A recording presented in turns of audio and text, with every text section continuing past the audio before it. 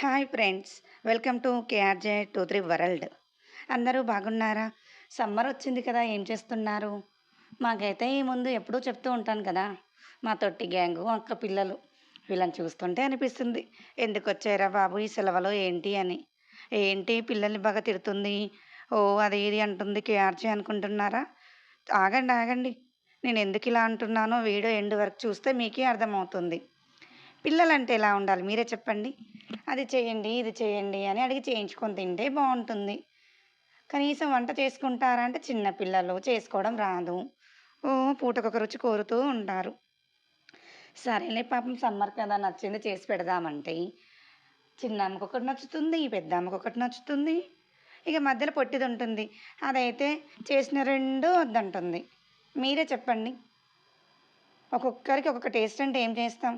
అందుకే ఈ పూట నేను చెయ్యను పో అనేసి సైడ్ కూర్చున్నాం.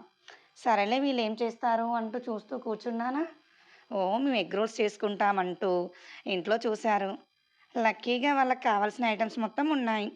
ఇంకెందుకు అక్కా చెల్లెళ్ళందరూ కలిసి ఎగ్ రోల్స్ చేసుకుంటాం అంటున్నారు.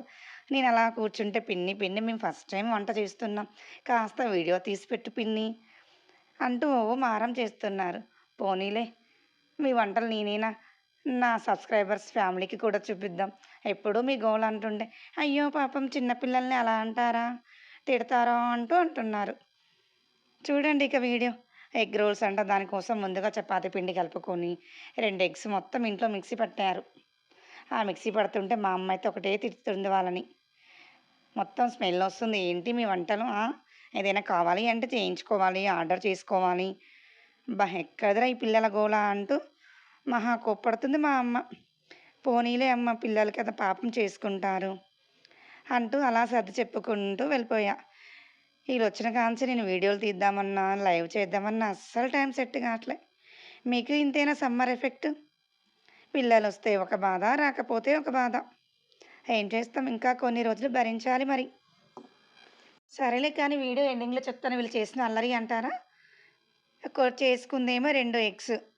వీళ్ళ వల్ల 4 ఎగ్స్ డ్యామేజ్ అయ్యాయి. సామాను మొత్తం పాడు పాడు చేశారు. వీళ్ళు చేసిన వంటకి అన్నీ సర్దుకునేసరికి నాకొక గంట పట్టింది. అందుకే నాకు వీళ్ళని చూస్తే మస్తు కోపం. కానీ వీళ్ళు చేసిన ఎగ్ రోల్స్ తింటుంటే చాలా టేస్టీగా యమ్మీ యమ్మీగా అనిపించింది. పడిన కష్టమంతా వృధా అయిపోయిందనమాట. Okay friends, thank you for watching. మరిన్ని వీడియోస్ కోసం ఫాలో చేయండి.